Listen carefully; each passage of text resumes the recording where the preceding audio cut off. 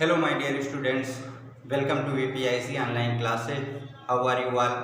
I hope you doing well.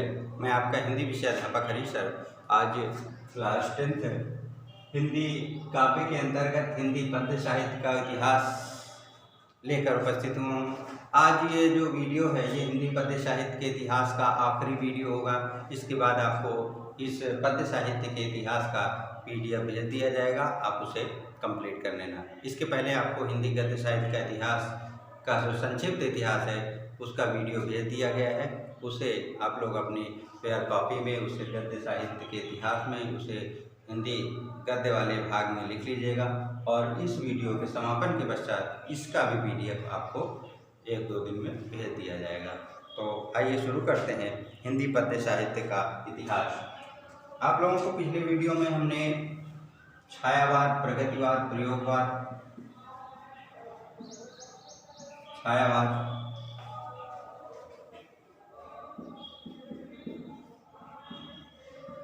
प्रगतिवाद और प्रयोगवाद के विषय में बता दिया गया था। प्रयोगवादी कवियों, प्रगतिवादी कवियों तथा छायावादी कवियों तथा उस काल के जो प्रमुख कृतियाँ हैं उनके विषय में बता दिया गया था। लेकिन जो प्रयोगवादी काव्य की जो विचारधारा थी, प्रयोगवादी काव्य के बाद की जो हिंदी पद्य साहित्य आता है उसके विषय में अधिक जानकारी नहीं दे पाया था। तो आज इसके विषय में हम जानकारी देंगे। प्रयोगवादी काव्य ये छायावाद की जो समय सीमा है 1918 से लेकर 1936 ईस्वी तक है और जो प्रगतिवादी युग की जो समय सीमा है ये 1938 से लेकर 1943 ईस्वी तक है और प्रयोगवादी जो युग की समय सीमा है वह 1943 से लगभग 1954 या उसके पश्चात तक हम मान सकते हैं। 1954 के पश्चात हम इसे मान सकते हैं। तो प्रयोगवादी जो विचारधारा थी उसमें कवियों ने अनगढ़ भाषा का प्रयोग किया। उसमें उन्होंने घोर वैयक्तिकता की विशेषता बताई तथा अति यथार्थवादिता का प्रयोग कविता में किया, अनगढ़ भाषा का प्रयोग किया। उनके काव्य में उन्होंने किसी प्रकार की सुडौलता, किसी प्रकार की जो परिष्कृत भाषा का प्रयोग उन्होंने नहीं किया। उन्होंने जैसा चाहा वैसा उस भाषा का प्रयोग अपनी कविता में किया। अपनी कविता को कोई वे सुदृढ़ या सुघर या अच्छा नहीं दिखाना चाहते, अच्छा नहीं बनाना चाहते थे। केवल उनका उद्देश्य था किसी भी प्रकार से जो सामाजिक समस्याएं हैं, समाज में जो कुछ हो रहा है उसकी वास्तविकता का दर्शन कविता में कराया जाए। इस प्रकार से प्रयोगवादी युग का आरंभ होता है, प्रयोगवादी कविता का आरंभ होता है। प्रयोगवादी कविता का की जब शुरुआत होती है तो अज्ञेय द्वारा उसकी शुरुआत होती है। इसके द्वारा अज्ञेय द्वारा उसकी शुरुआत होती है। अज्ञेय जिसका आप पूरा नाम जानते होंगे, सच्चिदानंद हीरानंद वात्स्यायन अज्ञेय था। अज्ञेय ने प्रथम तार सप्तक के साथ ही प्रथम तार सप्तक अज्ञेय ने प्रथम तार सप्तक के साथ ही प्रयोगवादी युग का आरंभ किया। प्रयोगवादी युग का जो आरंभ माना जाता है वो प्रथम तार सप्तक और प्रथम तार सप्तक के जो संपादक थे वे अज्ञेय थे। अज्ञेय द्वारा संपादित प्रथम तार सप्तक से ही प्रयोगवाद का आरंभ माना जाता है। जो प्रथम तार सप्तक है उसका जो संपादन हुआ था वह 1943 ईस्वी में हुआ था। कब हुआ था? 1943 ईस्वी में प्रथम तार सप्तक का संपादन होता है और वह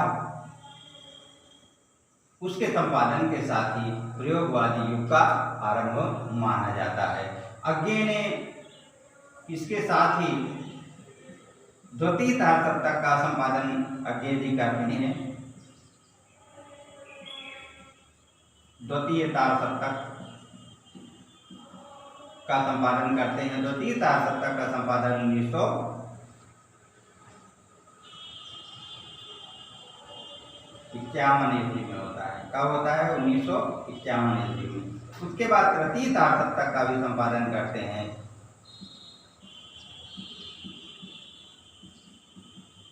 तृतीय तार सप्तक का भी संपादन करते हैं। इसका जो संपादन उन्होंने किया था 1959 ईस्वी में, 1959 ईस्वी में। और इसके पश्चात चतुर्थ तार सप्तक का सभी संपादन करते हैं। चतुर्थ तार सप्तक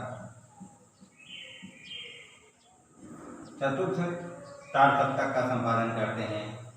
उसका संपादन इन्होंने 1979 ईस्वी में किया था। कब किया था? 1979 ईस्वी में इन्होंने चतुर्थ तार सप्तक का संपादन किया था, 1979 ईस्वी में। तो इन 4 तार सप्तकों का संपादन किया। अब ये समझ लेते हैं कि ये जो तार सप्तक थे, इन तार सप्तकों का इन्होंने संपादन किया, वह तार सप्तक ही इसका नाम क्यों रखा।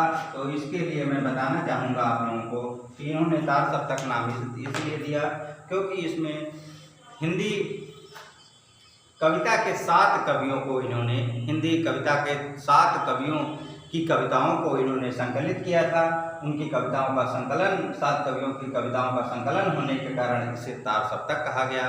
और तार सप्तक प्रथम, द्वितीय, तृतीय, चतुर्थ सप्तकों में, सभी सप्तकों में इन्होंने 7 कवियों की कविताओं को रखा। तो अगर हम इनके कविता तार सप्तकों का संपादन देखें तो इनमें जो कवि आते हैं उसमें अज्ञेय जी आते हैं, उसमें नेमिचंद्र जैन भी आते हैं, उसमें भारत भूषण अग्रवाल जी आते हैं, उसमें रामविलास शर्मा जी आते हैं, उसमें गजानन माधव मुक्तिबोध आते हैं, उसमें गिरिजा कुमार माथुर आते हैं तथा प्रभाकर माचवे आते हैं। ये 7 कवि हैं जिन्होंने हिंदी तार सप्तक में अपनी कविताओं को संकलित कराया। तो इन तार सप्तकों के साथ ही प्रयोगवादी युग का आरंभ हुआ।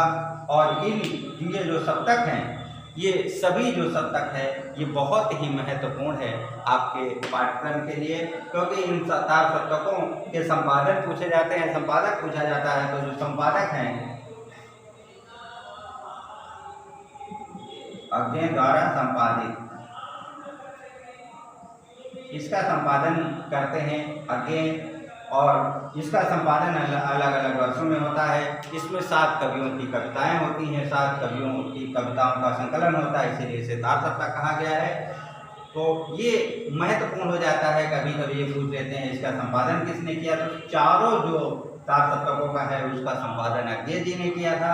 अज्ञेय द्वारा चारों तार सप्तकों का संपादन किया गया।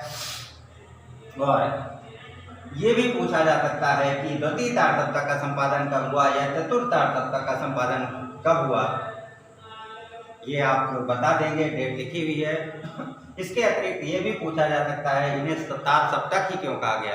ये आप इसका उत्तर दे सकते हैं कि 7 कवियों की कविताओं का संकलन होने के कारण इसे तार सप्तक कहा गया है। तो ये तो हो गया प्रयोगवाद। प्रयोगवाद के पश्चात एक नई धारा का जन्म होता है जिसे हम कहते हैं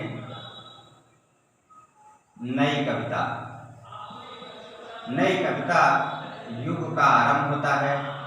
और इसका आरंभ कब होता है? इसका जो आरंभ है वह सन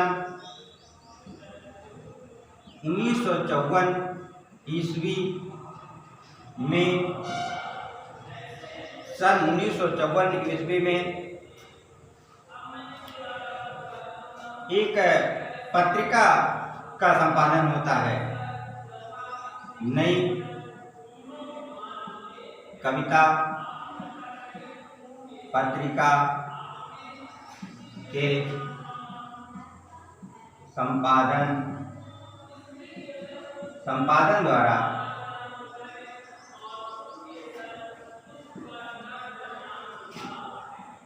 नई कविता युग का प्रारंभ माना जाता है। नई कविता युग का प्रारंभ माना जाता है। नई कविता जिस प्रकार से प्रयोगवाद में 1943 के तारतत्व के प्रकाशन के साथ ही नई कविता प्रयोगवाद का जन्म होता है, उसी प्रकार से 1954 में नई कविता पत्रिका का संपादन होता है और उसके संपादन के साथ ही नई कविता युग का आरंभ माना जाता है। नई कविता युग की उत्पत्ति होती है। इसके जो संपादक रहते हैं वो जगदीश गुप्त तथा रामस्वरूप चतुर्वेदी। नई कविता जो पत्रिका है उसके जो संपादक रहते हैं जगदीश गुप्त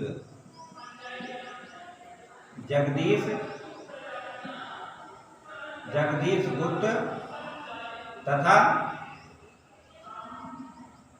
रामस्वरूप चतुर्वेदी।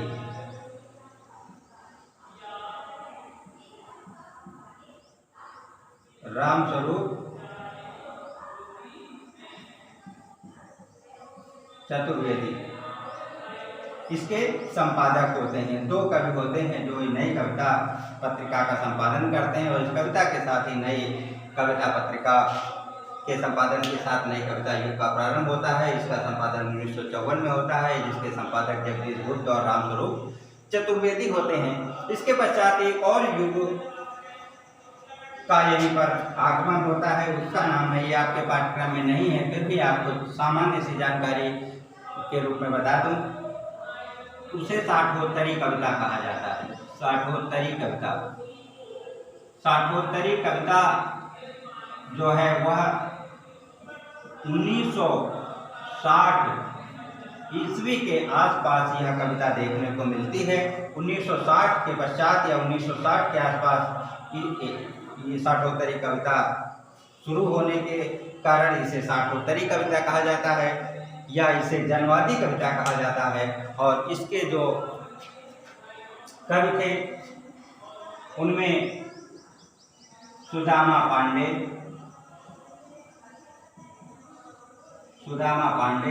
जिनका उपनाम धूमिल था और जिनकी रचना का नाम था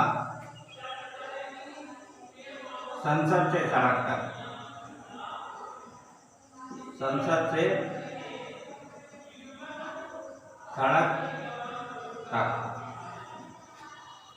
इनकी रचना थी संसद से सड़क तक और इसके जो रचनाकार थे वो सुदामा पांडे धूमिल थे। धूमिल इनका उपनाम है सुदामा पांडे का, वास्तविक नाम इनका सुदामा पांडे है, धूमिल इनका उपनाम है। इन्होंने संसद से सड़क तक नामक काव्य